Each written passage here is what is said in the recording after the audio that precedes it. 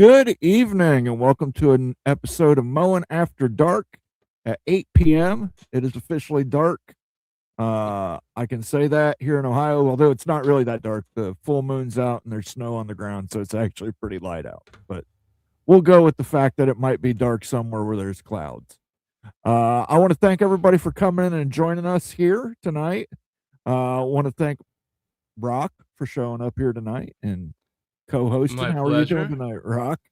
I'm doing good. I'm recovering from the post championship blues and getting sick and all that stuff, but I'm back in full effect as we get into what theoretically is the off season, though the off season really started the day that Penn State fired James Franklin. So Yeah, the off season usually starts a day after this regular season. So, right.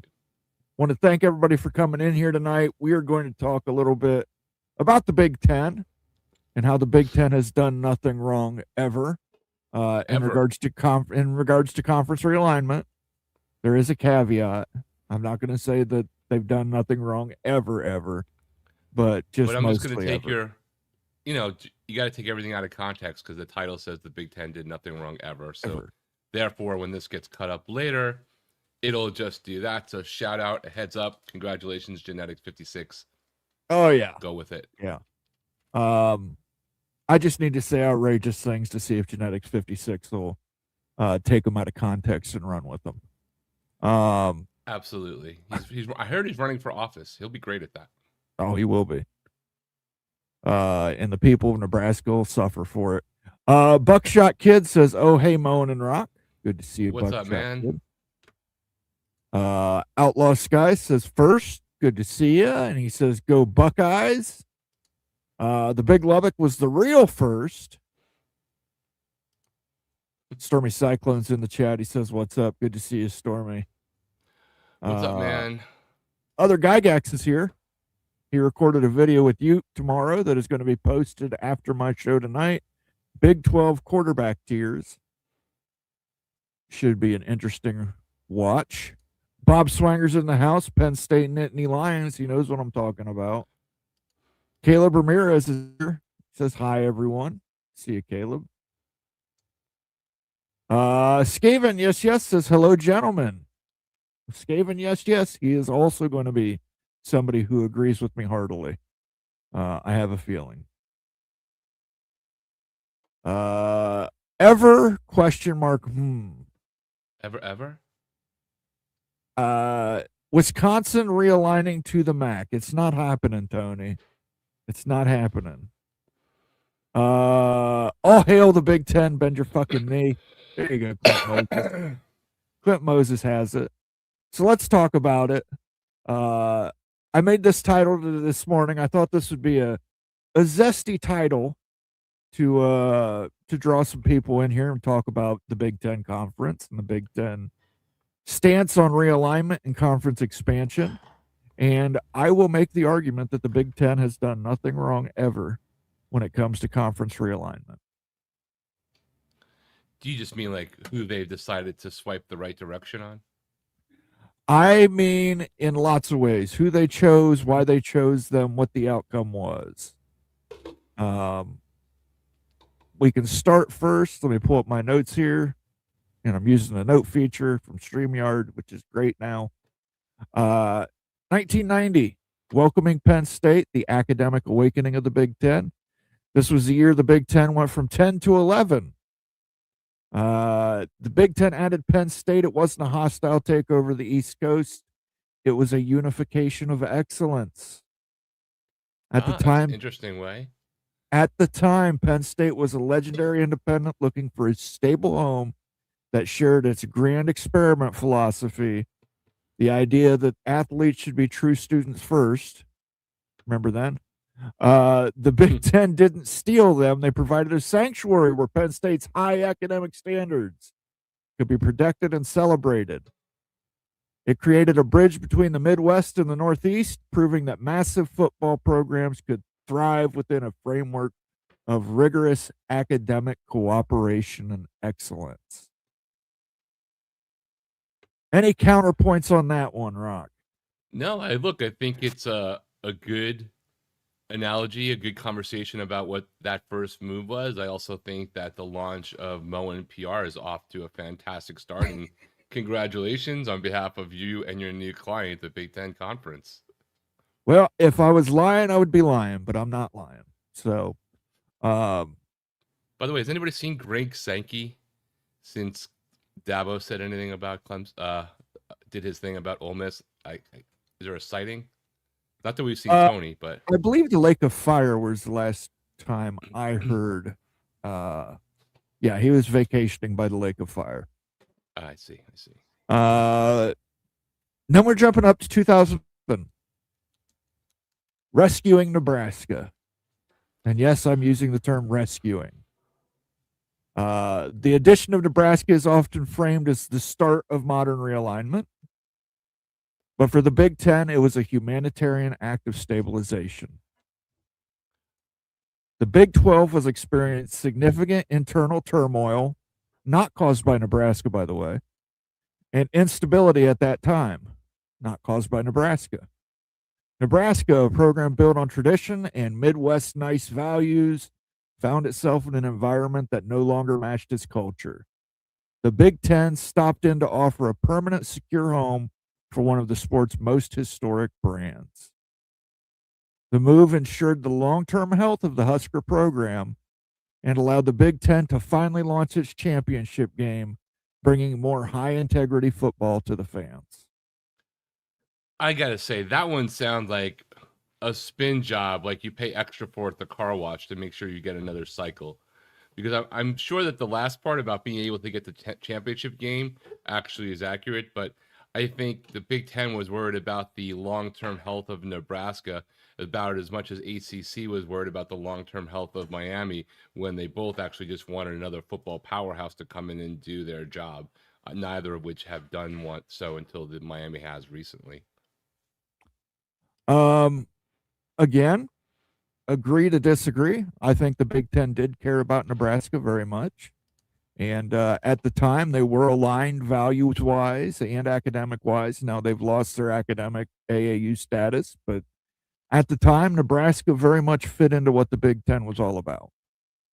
I don't doubt that they fit in and that they wanted them. I just think that saying that they wanted it just to protect them, as opposed to, come on, man, you guys were in the big, you were in a BCS championship game as recently as 2001. We need another football power that also fits our profile. And yes, you were AAU at the time, is more than like worried about their safety for the future as college sports developed.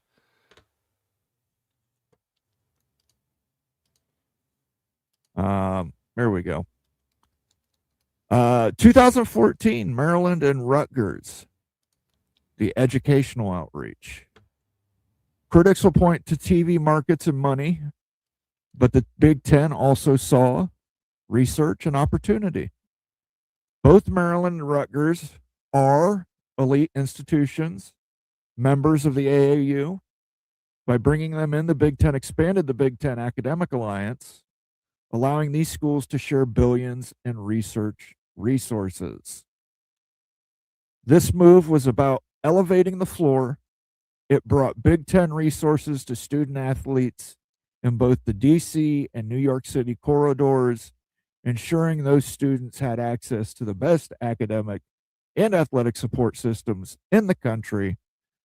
The ACC was not providing that to Maryland. Obviously, the Big East was on the verge of collapse with Rutgers, was not providing that for Rutgers. So the Big Ten threw them a lifeline.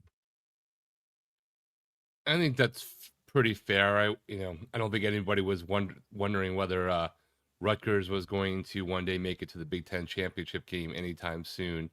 I think you can be interesting for people to explain what getting Rutgers in really did in the TV market of New York, as opposed to the perception of the TV market in New York for ad agencies versus anything else in terms of eyeballs. Fair enough, but keep in mind that Rutgers was a top 5 brand. They were ranked top 5 in the nation the year before they came to the Big Ten, or it was 2 years before they came to the Big Ten. Are you Marty McFly? Are you going back in time and changing history? I'm just saying you can't say that we were worried. You weren't worried about Rutgers because Rutgers had. Now look, they screwed themselves after Greg Schiano left and they didn't make the right hires. But Schiano did have that program humming at one point. Oh, for sure, but I just mean like were they a defined top 5 brand? Because I just don't ever remember thinking of Rutgers as a top 5 brand. brand is the not necessarily a brand. They were a top 5 brand, maybe top 5 ranked team in the country. I think they made it all the way up to number 2 at one point. Just a year ranking. Yes, I know they had moments where they were really cranking in the Ray Lucas era. And keep in mind, birthplace of college football. Maybe Rutgers should have stayed away, though, considering how bad their books supposedly look now. Yeah, their books are fine. 2024. They have the books left. They have the books in the library. They just can't afford the computers anymore. 2024. USC, UCLA, Oregon, and Washington, the national preservation.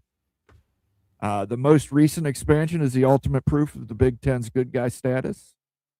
It was a rescue operation for West Coast tradition. With the Pac-12 facing an uncertain future and potential collapse, the Big Ten didn't destroy a conference. It saved its most iconic members and top brands. If the Big Ten hadn't acted, those storied programs might have been left without a seat at the table in the new era of college sports. By creating a coast-to-coast conference, the Big Ten has ensured that the Rose Bowl spirit lives on every single week. It's not realignment. It's manifesting a better future for the entire sport. Where were you during the first Iraq war? I was here. You're not related to a guy named Bob, right? Nope. No relation to Baghdad Bob. Look, I'm going to make the argument. USC and UCLA had to leave because of the market situation there. The Big Ten, after USC and UCLA left, Colorado left for the Big 12. Oregon and Washington then came along to the Big Ten. I know for a fact that Stanford and Cal had the opportunity Stanford had the opportunity to get the Big Ten and could bring Cal along with them. They chose not to do that. So the Big Ten could have potentially saved 6 of the Pac-8, the big 6 of the Pac-8. Yeah, I'll never understand. I mean, though it's been explained, I still won't understand the long-term thinking for Stanford other than not caring ultimately about sports. I think it's more about their caring for money than anything else. But just my opinion, guys. That's why I think the Big Ten has never been the bad guy in realignment. I think all its conference realignment moves had altruistic options assigned to them. Certainly, there were benefits for the Big Ten. I'm not saying the Big Ten didn't benefit, but I'm saying that the Big Ten also made sure that every team they added benefited. From Nebraska, Nebraska's benefited. They have. Now, is their programs benefited? No, but that's not on that. That's not on the Big Ten. That's on Nebraska. Absolutely. And I would just encourage Jim Phillips, reach out to the new entity of Moen & Moen PR.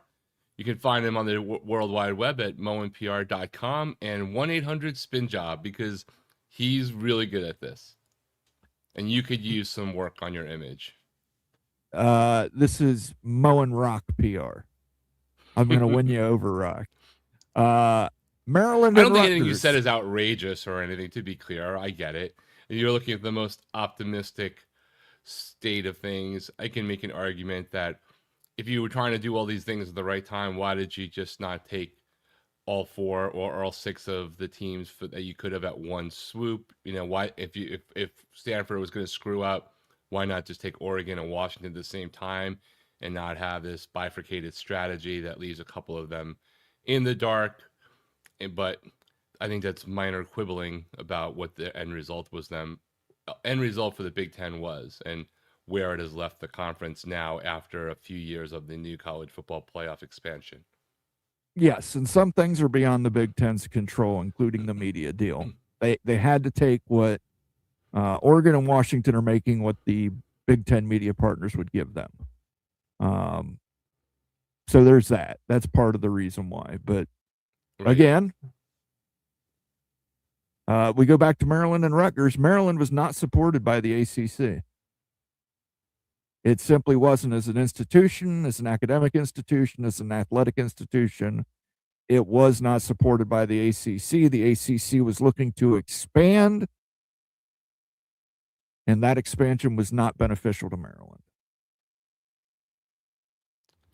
I'm still trying to see how was the, other than financially, which I guess is all that really ultimately matters, what has Maryland's athletic programs done collectively since they went to the Big Ten other than be kind of nowhere? In the Big Three, at least. Again, it's not really about the athletic programs. I think where has Maryland come from? They've come from operating at a very low television revenue to operating at a very high television revenue. Now they have had some debt they've had to handle, major reconstruction on their stadium and stuff like that, but they have done that. Right. They've climbed through that hurdle, and they are now at part of the largest academic alliance in among the conferences, and that gives them buku research dollars. So they're obviously buku research dollars. Look that word up, kids. Buku. Same for Rutgers. Rutgers, Big East was falling apart. The ACC was picking apart the Big East. Rutgers had an opportunity to join the Big Ten. Now, did the Big Ten benefit from it by grabbing the New York market? They absolutely did. They absolutely did. Rutgers has paid for itself several times over in its media deal valuation. But Rutgers has benefited also. Rutgers found a home. No doubt Rutgers has benefited from their being in the Big Ten for sure. And then USC, UCLA. What was USC supposed to do? The Pac-12 media deal was awful. The Pac-12 network was a failure.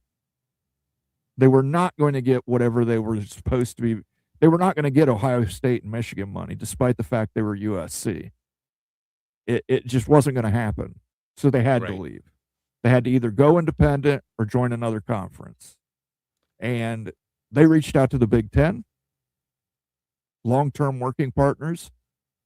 The Big Ten said, okay, let's bring UCLA along and lock down Los Angeles. That'll boost everybody's media valuations within the Big Ten, and it'll secure the future that USC and UCLA want for themselves.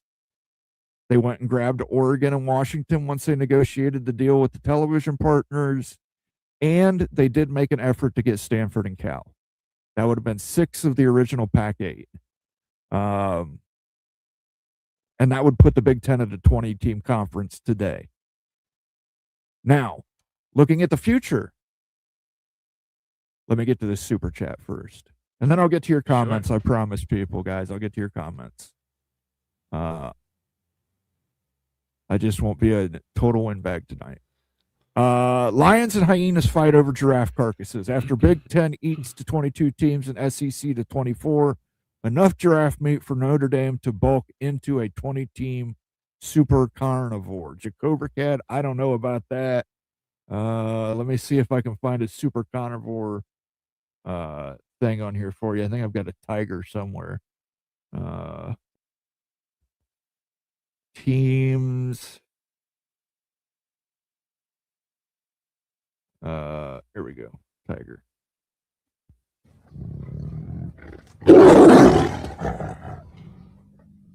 I don't think there's enough giraffe meat there for Notre Dame to bulk into a 20-team super carnivore. Do tigers cry, by the way? I don't think they do. So I don't know if that could really be the thing that represents Notre Dame biting into anything. Got to give a benefit to a shout out to Jacobercat, because nobody consistently has the most wild analogies heading into a comment, and I totally appreciate the creativity. And even AI couldn't figure out where Jacobercat's going to come from 1 week to another. Yes, very good super chats as always, Jacobercat. Very funny. Very introspective, one could say. Now let's talk about the future. The Big Ten, the ACC is crumbling. Can we agree on that? I mean, I like the $32 million worth of crumbles this year, but yes, I would think that that is a fair statement. It's The, crumbling. It's holding in place, but it's crumbling behind the facade. okay. So the ACC is crumbling. We'll agree to that. If the Big Ten were to go and poach Miami and Georgia Tech to elite academic institutions, both in the AAU, yes, they would be in new markets, but they would fit the Big Ten academic alliance model. Would that not be an altruistic operation, or would that be pure profiteering? Oh, I would think you could be both. I think it's pure profiteering. It's an offensive defensive strategy that also doesn't rattle the cage of not being a fit academically for the alignment, right? Like you're not going after Georgia Tech in Miami because if you are, right, just because of the research things, you're going after them because they have the research and the athletics and both sides fit, and they happen to be in two major markets, and you do not want to get shut out of the Southeast's major markets in one form or the other as well. Though I've heard that Miami's, why would you take Miami? I'm old enough to remember that. Let's get to some comments here, because I'm sure there's going to be a lot of people who disagree with me, a lot of people who want to argue with me, and that was the entire plan. So, mission accomplished. Hang it on the boat. it was good for Penn State. Absolutely was. It was good for the Big Ten too. It was good for both parties. Miami of Ohio is still undefeated in basketball, a MAC record. Congratulations to the Miami, Ohio Redhawks. Pretty impressive. Do you guys see a scenario where Rutgers has to drop out of the Big because of their money problems? No. I think it's an overblown issue. Why do you say that it's overblown? Because you've got a legislator that is always going to be feeding money into the State University of New Jersey. Of course they're going to do that, but are they going to subsidize the cost of a thing that is additionally an athletic-driven academic alliance if those deficit, not, those numbers are even 60% true? I think those numbers could be 100% true and they would finance it. So far, we'll see. Yeah, it's the State University of New Jersey. I think New Jersey will continue to pay the shortfall. Best Big Ten logo was with the 11. It was a pretty damn badass logo. I'd still like to see them do something with the new Big Ten logo and sneak it to 18, but hey, maybe they're waiting to sneak it to 20. And I still wish the conferences would just call themselves, if they're going to use a number, about how many teams they're in. Nebraska's really struggled on the field in the Big Ten. Well, when Bo Pelini was a coach, they really, I won't say they were world beaters, but they were certainly much more successful. It wasn't until they fired Bo Pelini and started bringing in guys like Mike Riley and that caliber of coach that, they started slipping on the field. Yeah, I can make an argument that they've suffered more off the field, resulting in on the field failures. Why in God's green earth did you guys extend Matt Rule? I still don't get it. I don't understand. Why did you guys extend Scott Frost? Don't get it. Don't get it. I mean, listen, I know it when I see it. I watched it for the better part of 20 years, so I do understand it. Silent Tony doesn't do karaoke. There you go. That's how the movie ends. Evening Mafia, good to see you at Bulldog, Mississippi. Mississippi Bulldogs there, man. I think you guys are a major dark horse for this next season. Oregon and Penn State have done well for themselves, positioning closer to Ohio State, but Not true for Oregon. Oregon and Ohio State are not friendly. It is the exact opposite. Penn State, on the other hand, Ohio State and Penn State are very close. But the Oregon Ohio State stuff predates the Big Ten invite, correct? Yes. Ohio State was one of the teams that was against inviting Oregon. No, it'd be an interesting show to do one day is the perceived rivalries and alliances versus what they actually are off the field, right? Meaning, and a good example might be for me it's too easy. Miami, Florida State, Miami, Notre Dame on the field. One is, mostly respectful but despising, and the other one's pure hatred. But off the field, it's not really the case in the administrator side. Fair enough. I think I know which is which. The Notre Dame Miami is a pure hate. Yeah, well, it wasn't for a while. A lot of the younger part of the Miami fan base who didn't really experience the pure times of that rivalry because it had such a gap would have a hard time understanding when people like me would say it was my most despised rivalry, and it wasn't even close in a world where Florida State and Florida existed. But I will say that Learn to Hate Notre Dame 101, the new course that they taught us all after the playoff snub, educated a lot of people and brought them up to where I am. So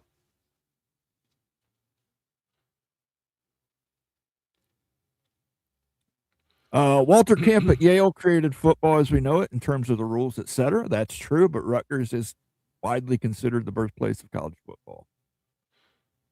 And some would say in past years where it died. That's true.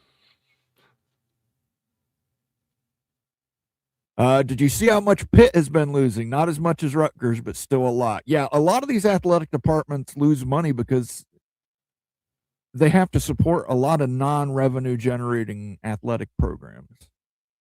So they're losing money on swimming, but they're still offering swimming and offering scholarships to athletes to do swimming. There's very few revenue generating sports in college. Ohio State has 4. Hockey generates revenue, basketball generates revenue, wrestling generates revenue, football generates revenue. The other sports that Big Ten, Ohio State sponsors, they don't generate any revenue.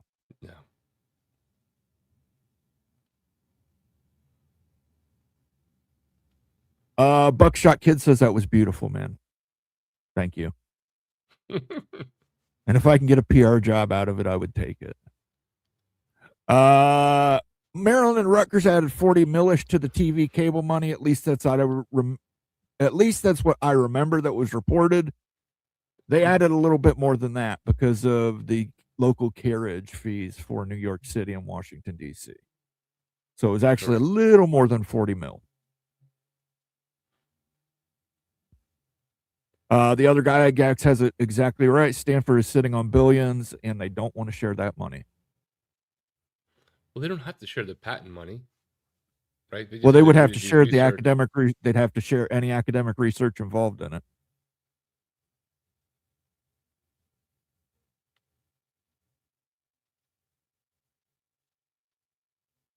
Rutgers and Maryland created the glide path for the Big Ten network to get carriage in 2 of the country's largest markets. Great business move, no doubt. Don't disagree with you, Tom. Agree with you 100%. Those were great business moves for the Big Ten, but they were also great academic moves for the Big Ten. And they allowed them to service the D.C. and New York City students in that corridor. So Cobra Cat wants to clarify. He wants the SEC teams to 20, not 24. That's probably where they will be at some point. Clint Moses says discount Ducks and half price Huskies. It's true, Clint, but they're still doing a little bit better than Oregon State in the Pac-12. It's a rough one. It's rough to have to when you want to troll upwards on certain things, like the money. Clay Johansson says Nebraska lost AAU because their medical school is in Omaha. It has to be on campus, but their medical stuff is still there. You're absolutely right. You still get the medical research dollars. And that is why Oregon is an AAU school. but does a third of the research that Nebraska does. But I Ted still don't Carter, really understand that one completely, Mo. I mean, I understand it, but on the flip side, you've got like Big Ten schools doing satellite programs and campuses in other states. sure, but that doesn't. All the research comes in, but it's basically the campus itself. The campus itself. So Ohio State's campus itself, they have the medical in Columbus. Our medical schools in Columbus, the Wexner Medical Center's in Columbus, the James Cancer Hospital's in Columbus, and I forget the name of the third one that's in Columbus, but it's all within the campus of Ohio State. Yeah, I mean, Miami's is not. You know, main undergrad campus is downtown, is in Coral Gables. The Marine School is in Miami, you know, on Key Biscayne, because you need to have this thing called the ocean. And then the main hospital center and research institutes are in downtown Miami. It's not like 80 miles away, but it's not on campus. Though Miami did announce plans to build another new hospital actually on campus. Yeah, but I mean, you're within the same city region. You're within the same metropolitan area. You're within a drive from your campus to any of your medical schools.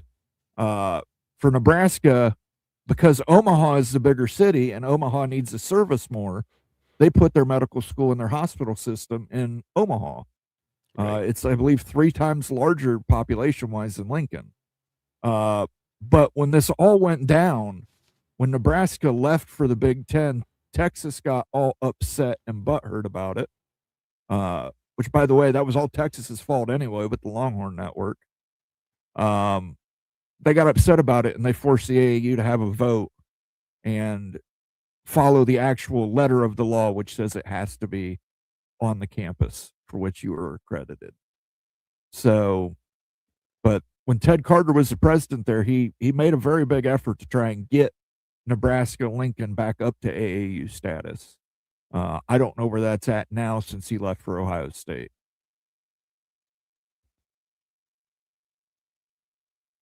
Rutgers was a bad move for Rutgers. $500 million in debt. That $500 million will be wiped away by the legislature.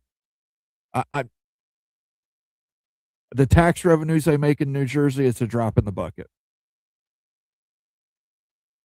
But how much are they making from the Big Ten affiliation in tax revenues or prestige added to Rutgers? Well, how much are they making in billions from the research dollars? That's the question. Yeah, I mean, I don't know that answer. That's really the question, right? Like, what's the delta between those two? You're saying their athletic department is hemorrhaging money. Absolutely. Their athletic department's hemorrhaging money because they're probably paying for sports that are non-revenue generating sports. I don't even know if Rutgers football generates revenue. Be quite honest with you. They may have no revenue generating sports at Rutgers. But the legislator's not going to let them just yank all the athletics out of the State University of New Jersey. They'll pay that debt. And New Jersey has the money to afford it. They have the money to afford it.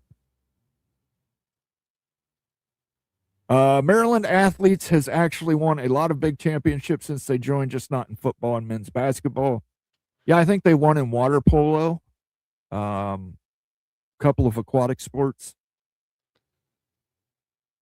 Makes sense. Would the Big Ten take Maryland and Rutgers in today's world?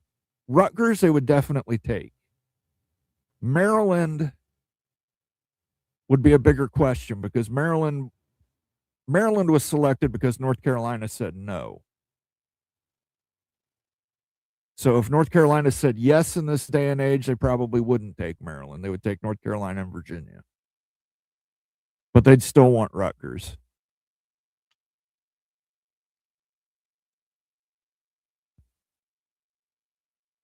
Did you all know that Rutgers was offered an Ivy position when the league was founded in the 50s? Again, that's a government issue. You go back and look at the history on that, on why they are not in the Ivy League. I did not know that, though, personally. $500 million in debt. What debt is it? Last August timeframe, Michigan had a $320 million debt, but it was an upgrade. UCLA had a ton of debt because of funny math where they charged themselves. Again, you would have to get right into the books, which you can get. Rutgers is a public university. It's a state university of New Jersey. You can file a Freedom of Information Act request and get a breakdown down to the last cent. If you Google bad, boring football, the Big Ten litters the top 10.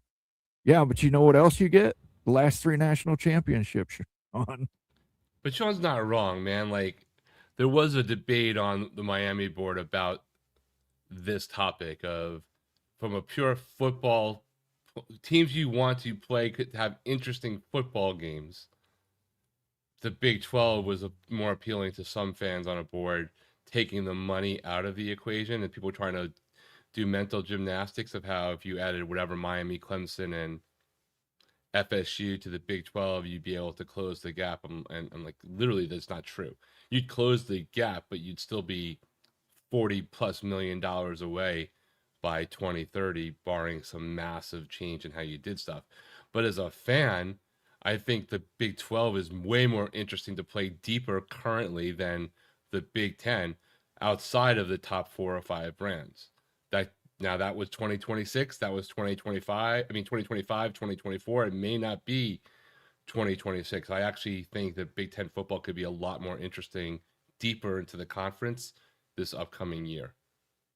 Again, I think it comes down to what your definition of excitement is. Like it's not playing Iowa. Okay.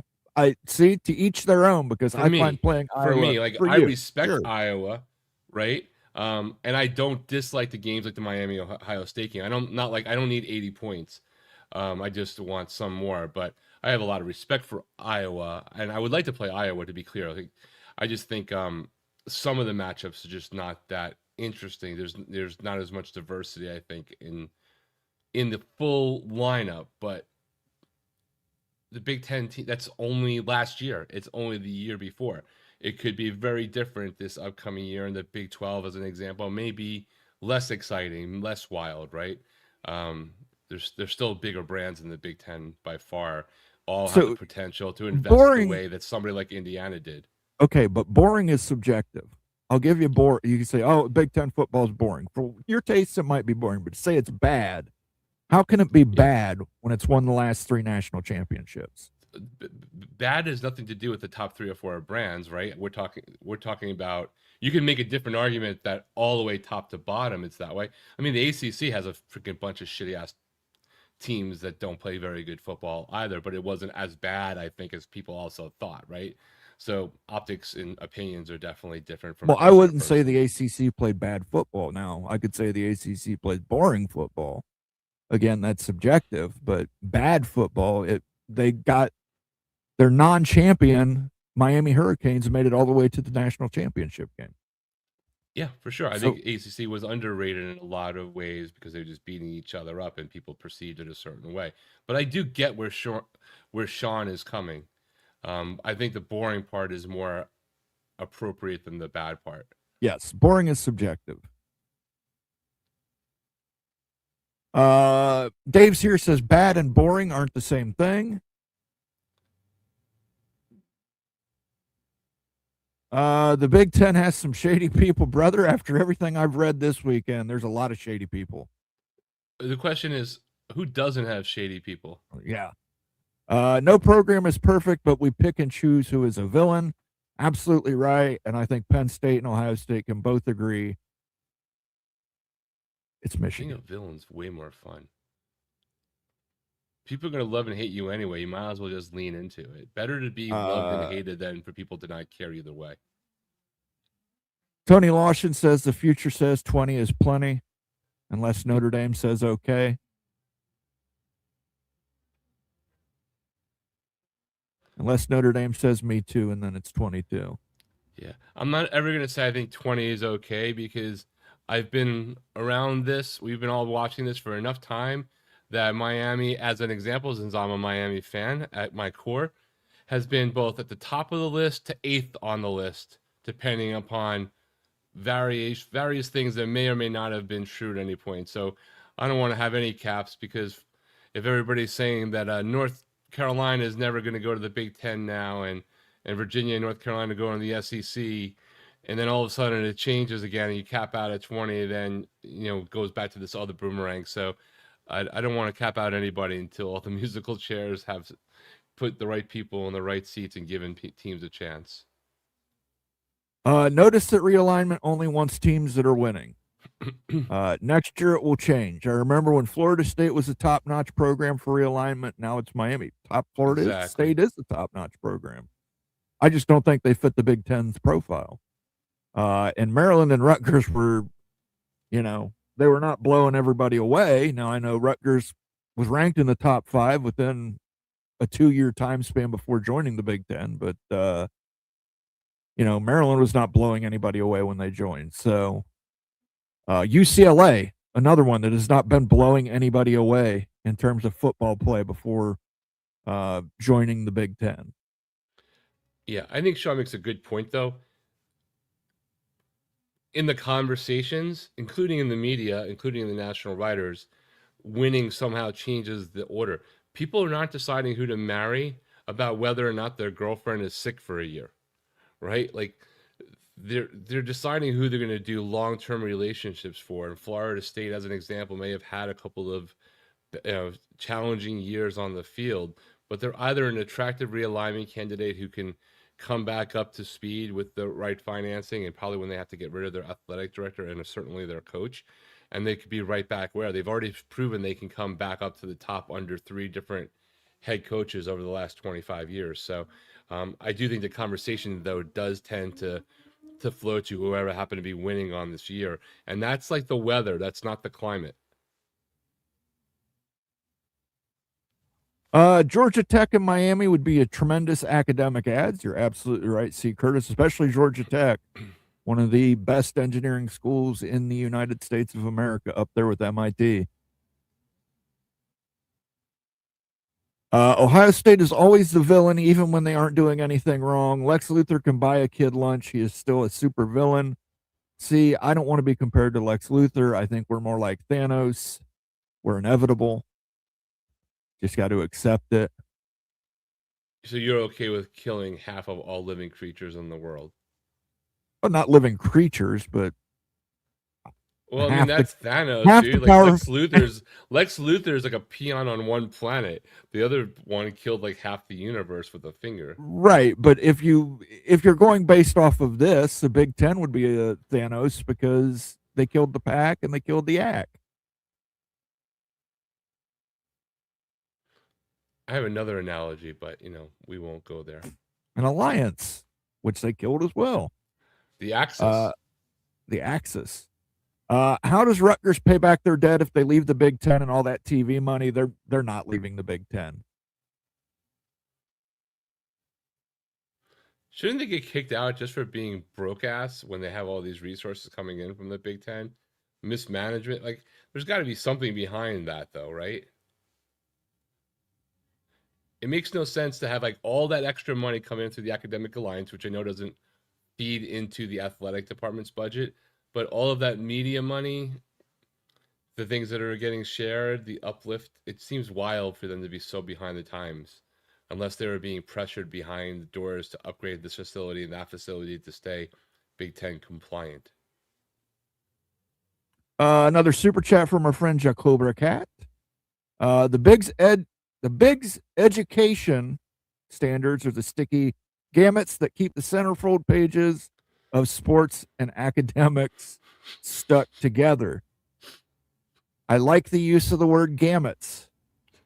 The other part I will have no comment on, but zero comment whatsoever.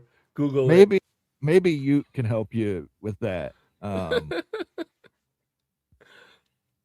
Straight up, you guys are getting screwed. I mean, sort of. Sort of, but really. Iowa's stunning punt returns equals 2 Jordan Belichick's. Do you think she dumps him because he's not a Hall of Famer? I think you misspelled a word there. I don't think you meant to spell punt. But thank you for the super chat, Jacobra Cat. Don't worry, Nate likes getting taken advantage of. I'm not used to being taken advantage of. Thank you for the super chat again, Jacover Cat. Always keeping us entertained. And this is why you have to set the setting for this show at not made for kids. All right, listen. I could have meant ant. What did you think I meant? I was stunning ant I mean, returns. I thought you saw maybe they were just like had two very small runt returners. Right. Could have been runt. Yeah, runt. Runt returns. They bought 2 runts from a litter of puppies, and that's what I meant.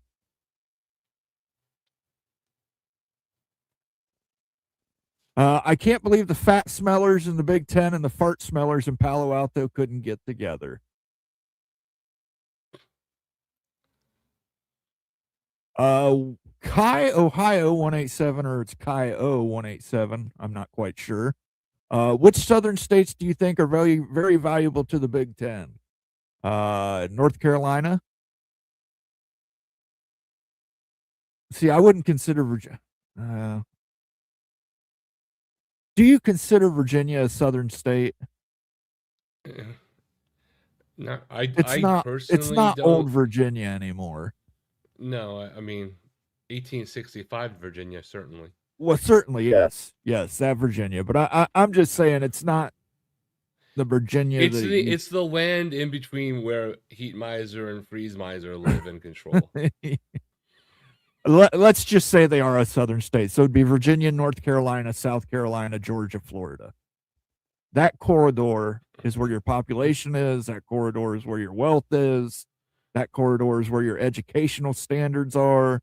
University of North Carolina, Duke, University of Virginia, Virginia Tech, Miami, Georgia Tech, Clemson, although not a research powerhouse, they have pretty good academics. South Carolina. So I'd say that whole corridor from Virginia down to Miami.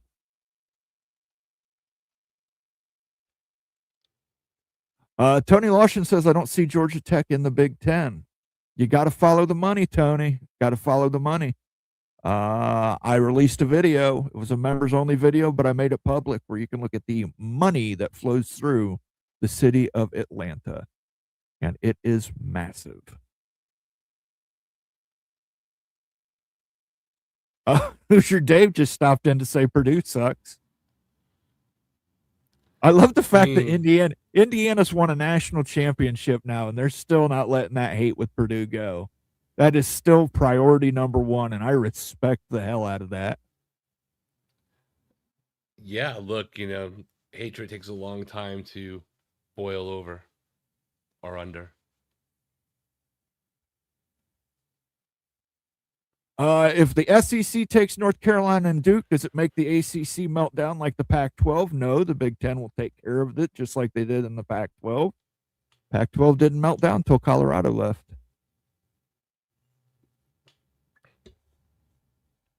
Or maybe the rest of the Pac-12 was just the frog in the pot that was slowly brought into temperature, and Colorado was on vacation and came back in and jumped in the water and was like, this shit's boiling and I'm getting out of here. Realignment is about money, not academics.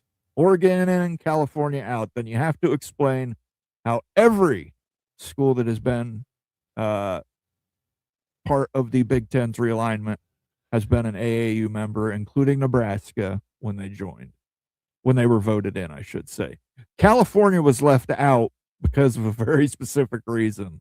Oregon was who the TV networks were willing to pay for, yes. But Oregon is still an AAU university.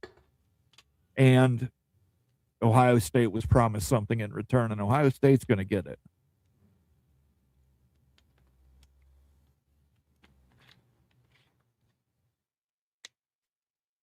Every time you say that, all I think about now is like, at the end of Rocky 3, in like Apollo, you're gonna owe me something when this is done. Yeah. And they go and they do the fight and they stop right there. I feel like every time you bring that up, I'm like, what the punch? We're like on freeze frame, and then the next thing we do, we jump to Rocky 4, and like it's like if he dies, he dies. Let's be standing over the ACC going, if it dies, it dies. Throw the damn towel. Don't you throw towel in on me, Rocky. Don't you do quit on, don't you quit on me. Diggstown's a much better No matter boxing what. movie. Diggstown is a much better boxing movie. Rocky IV wasn't a boxing movie. It was a music video with some spoken word. That's true. Remember how Rocky not only was a great boxer, but he was a great statesman and brought down the Iron Curtain. If yours could change.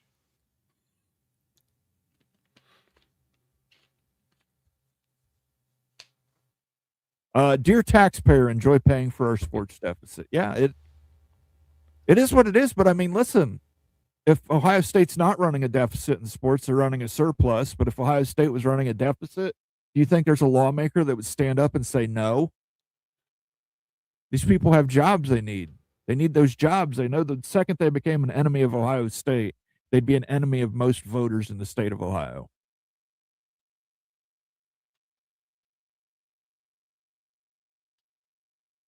Maryland is great at lacrosse.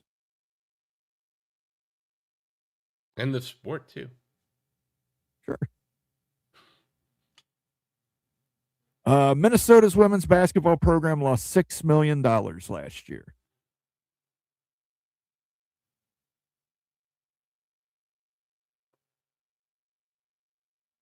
So, Moen, you're saying they invited Maryland and Rutgers to help with research and stick them with some lawsuit money in the process. No, I'm saying they had other motives for inviting them, but that wasn't the only motive, Sean. I know you want to say it was just the TV markets. It was DC and New York. No, that was part of it. That was a big part of it. But it's also not like they went and invited just some scrub schools. They invited Maryland and Rutgers, who are two elite academic institutions, huge research dollars. It boosted the Big Ten Academic Alliance. I can explain to you this in more detail if you'd like sometime, if we want to talk about the intricacies of the Big Ten Academic Alliance and Big Ten Cancer Research Consortium. But needless to say, all boats rise with the tide.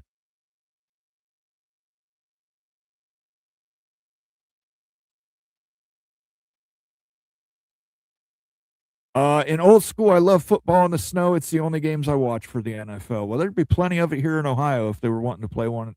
If any Ohio teams could make it to the postseason. Damn, my pro team can't even hire coordinators, man, let alone the postseason. But those teams are bad at football. Yeah, who did Iowa beat in the bowl championship or the bowl series?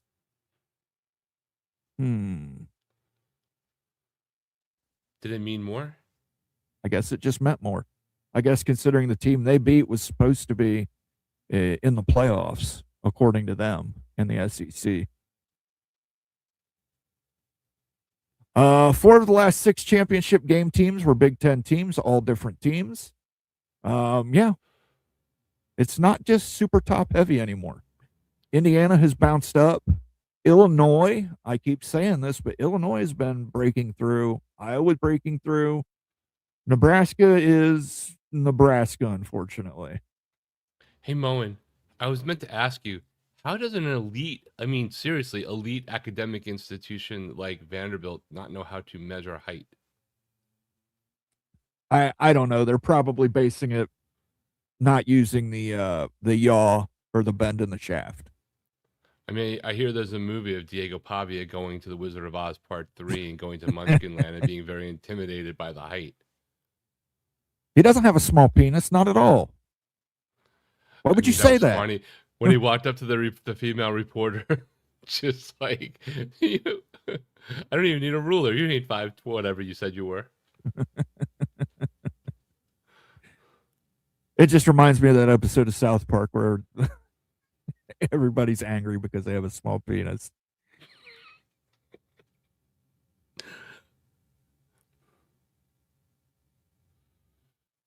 That's why he lost the Heisman. They didn't want to give an award to somebody that the trophy was taller than. So Northern Virginia is Mid-Atlantic and Central and Southern Virginia is Southern. It's a long state. Yeah, that's what I mean. It's a tweener state. It could be, between.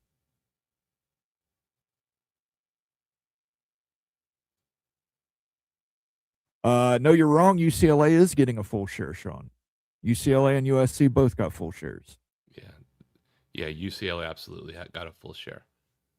That's how they're paying Cal.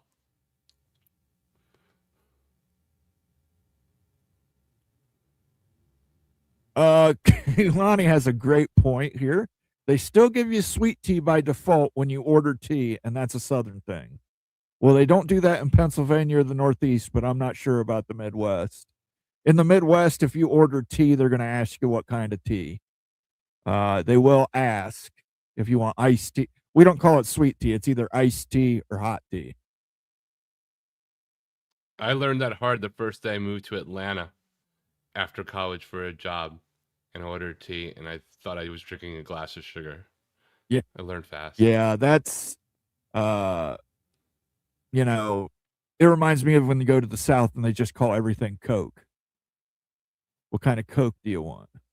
Which, I'm fortunate for me, I drink Coke Zero, but, some of the other people I were with was like, I'll have a Mountain Dew. Okay, Mountain Dew and Coke. They're like, no, I don't want Mountain Dew with Coke. I just want Mountain Dew. Yeah, I know, a Mountain Dew Coke.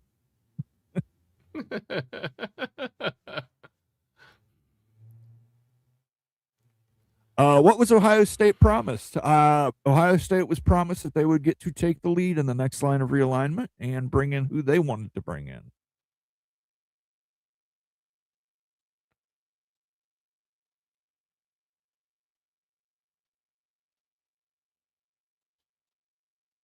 Rocky 4 was peak steroid Stallone. Yeah, I love the fact that they never addressed that Rocky got a bunch of face work done after Rocky 1. It's just completely chiseled, new looking Rocky. It was just the healing process from the beating the Apollo healing gave process him. takes 10 to 15 he healed pounds up off handsome. your head. Yeah, takes 10 to 15 pounds off your head to heal.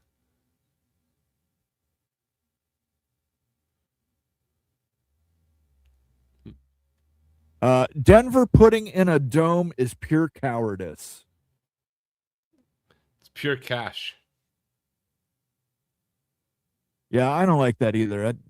That doesn't get me. I don't like it. The thing I would say is cowardice, and I don't know the design, so I don't know whether it has a retractable dome, but otherwise it's pure cash, right? Like, it makes a facility has from, 8+ playoff games, 10 to 11, plus maybe 8 or 10 concerts, 20, 35, 40 events, to being able to host a hell of a lot more events. Like, that's all it is. Town Hawk is making his claim here that Kansas offers no sugar tea, so we must accept that Kansas is a northern state, which I think we would have accepted that anyway. Jacobra Cat with another $2 super chat. Does the SEC have to expand, and by when? Great question. Do they have to expand? Yes. They're going to need the inventory. By when? Probably by the time their next television contract rolls around. If not before. Yes. In the South, all pop is Coke, except in South Miami, where all Coke Except is for I don't pop. even know if in the South they call pop Coke versus Coke or soda, even though Coke can be both Coke and pop. Now, see, pop is generally a Midwestern thing. Midwestern thing. Yeah, we call it pop. But like my relatives from New Jersey, they refuse to call it pop. They call it soda. It was soda in the Northeast for sure. There was one exception. There was at one time this chain of, they called a Pop Shop, which was like a soda store before, like way before Bev Mo, and they had their own bottled sodas, custom stuff, and you can come in and get all the really weird flavors. And that was called the Pop Shop, but it probably failed because no one calls it pop in the Northeast. And they don't call it pop out West either.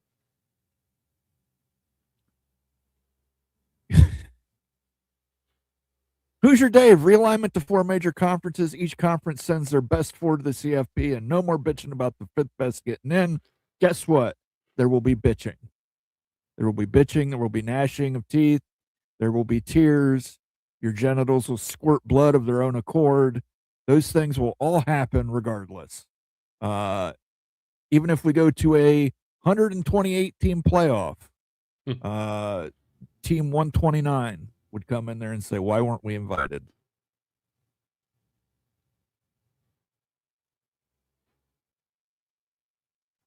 Michigan, they ask if you want it sweet or not if you order iced tea. Good to know. Bulldog, Mississippi with the Mafia Pimp Bomber. I'll go ahead and play it for you. Nate is a pimp. You saying you can't control your bitches? Pimpin' ain't easy. Oh, sleazy. Pimpin' ain't easy. Pimpin' ain't easy. Pimpin' ain't easy. Towtown Hawk also says Kansas is a pop state. We get it. We get it. We get it. Towtown Hawk is lobbying hard for that Big Ten slot. I feel you. Coke is a different thing entirely in Miami. Absolutely. You're right. There's literally no cocaine used anywhere else in the country.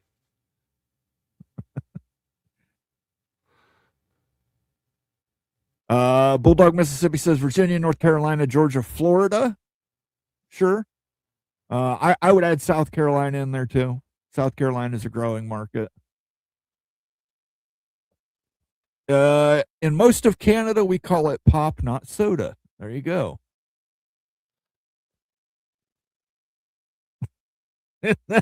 Tom Dubay asks if you put the pop in a sack, like the milk. For those that don't know, milk is sold in a sack in Canada.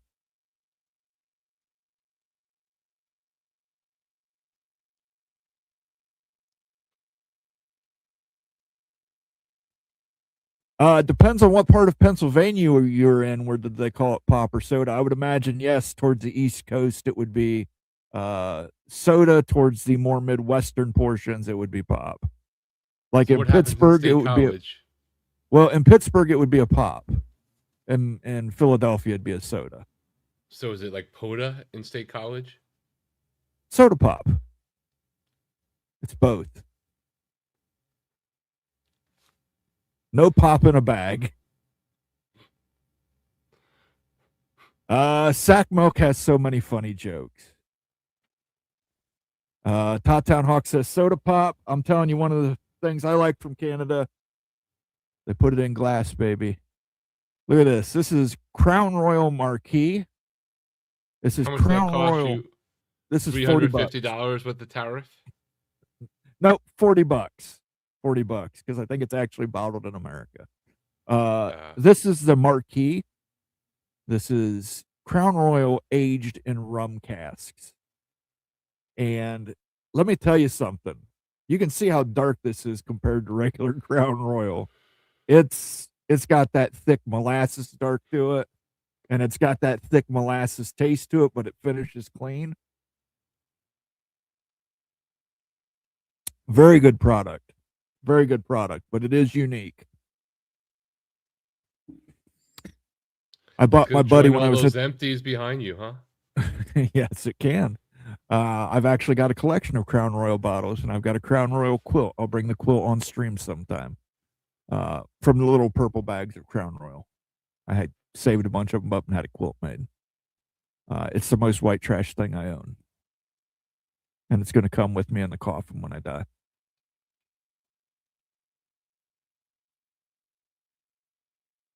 I thought you were going with RC Cola, Mo, and no, I'm a Coke Zero drinker. Coke Zero. Don't see RC that often out here, but when I do, I will get it because it's just nostalgic. It makes you burp funny.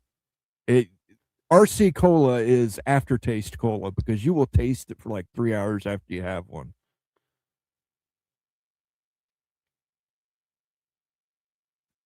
When you drink milk out of a bag, it's like being a baby again. Okay. Oh my god. We'll go with a butt shot, kid. Damn, Moen doesn't chase liquor or hose.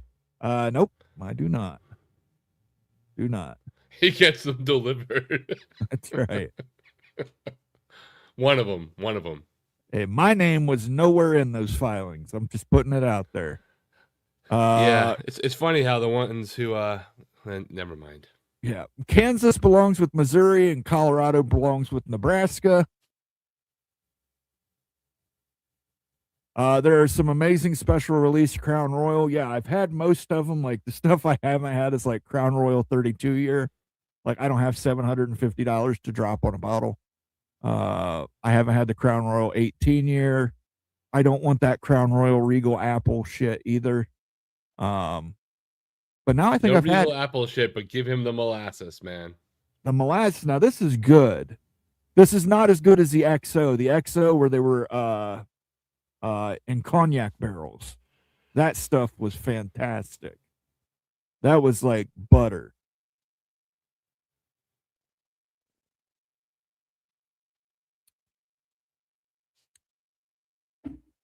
This ain't bad though. This is pretty smooth.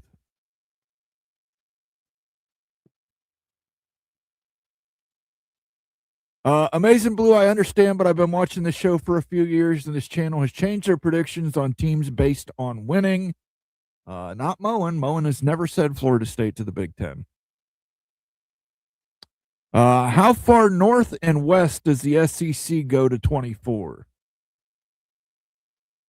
Well, I guess again, are we considering Virginia north? I guess Virginia would be the northernmost point I could think of for the SEC, followed by Kansas. As far west as they go, I don't think they go any further west than Texas. I think the SEC is going to get Florida State, Clemson, Virginia, and North Carolina. I don't think SEC is getting Virginia anymore. Not a chance in God's green earth. Maybe. Unless it doesn't happen for the next 4 years. But I just don't see I don't see that swinging that way now politically. Cognac is the most underrated spirit on the planet. Let's go with that. We'll go with that. We'll make that our last comment. I want to thank Jacoba Cat for all the hilarious super chats and the fun conversation tonight, guys. I hope you enjoyed my part on the Big Ten. Did nothing wrong ever when it came to conference realignment. And if you didn't, well, you can just be wrong. Let's go ahead and hit them up with our last call for the evening.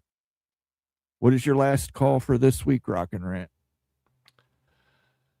You know, it's a bummer that the season's over, but like it's never too late or to still do your crazy way too early predictions. I want to own the fact that I only got 4 out of my 12 college football playoff predictions this time last year, right? But then again, people get paid to do it. Didn't do much better for the most part, you know, the whole world. So, I just hope that everyone has an amazing next weekend, Super Bowl weekend, whoever you're rooting for. I think it'll be a pretty tremendous game. I'm looking forward to it. I'm definitely going for the guys out west because although my team sucks to high heaven, I can never root for the Patriots, and I could not root for Bob Kraft. So go Hawks. Yes, enjoy Super Bowl weekend next weekend, guys, because we will not be here. We'll take that week off. That way you can enjoy the Super Bowl. As for me, even though I have to root for Bob Kraft, if that's what it takes to get Mike Vrabel a Super Bowl ring, I'm all for it. One of the all-time great guys I've met from Ohio State. Really good dude, and I'd really like to see them win. Will they win? Probably not. I foresee a blowout happening. Good old-fashioned 1980s and 90s blowout. No, this is the life of a Jets fan personified. The quarterback that you drafted couldn't develop because you suck as an organization is potentially going to win a Super Bowl and is your only hope to beat the evil empire who with a new quarterback is back in the Super Bowl before you even got to one. Yes. Sam Darnold, one of the true great reclamation stories in the NFL, in football in general. I wouldn't be super upset. I wouldn't be super upset if they were to pull it off. You know what I mean? Just give us a good game. Just give us anything approaching the national championship games. Some of the playoff games in the NFL have been awesome this year. Let's just get a good game, please, please, please. I bet you $10,000 that Florida State wouldn't go to the Big Ten before 2030, and you turn that bet down. Yeah, I'm not a betting man, Sean. Everybody knows this. I never gambled once in my life. Why would I start now? Come on, Sean. Vrabel and Henderson, and then you got on the Seahawks side, you got Jackson Smith and Jigba. So, hey, listen, Buckeyes are going to win either way. Buckeyes are going to win either way. Yep. Canes are going to win either way, too. We got people on both sides. So yeah, well, that's true, but you got to remember, I was going to mention this. You did accurately predict the bracket. I did. You had Miami facing Indiana, and you did pick Indiana to win. So I did. Congratulations. I crushed the friggin' playoffs. You crushed the playoff bracket. I think I you actually ended did up good overall in like the ESPN ones. I was almost in the zone of like, holy shit. Because I bet really well on the bowl challenge and like what odds I put on. So I did pretty high percentages on those. It made up for an incredibly crappy season in our picks. But strangely enough, I had a really good record on my other show with, I don't know why. Couldn't tell you. Just different choices of games. Tuesday, Tuesday, Nate should have a show here on the channel. He also has a show with Mark Rogers this week, the voice of college football. They will be doing an interview of Mr. Bob Thompson. You will want to call in and check that one out. That'll be very, very interesting. Other than that, we will see you for the next Friday show, the Big Freaking Friday show on Friday. Remember, Wild Ute and Daniel Gygax's Big 12 quarterback tiers releases right after the live stream tonight. So definitely check this out. Until 2 weeks from now, peace out. We will catch you on the flip side.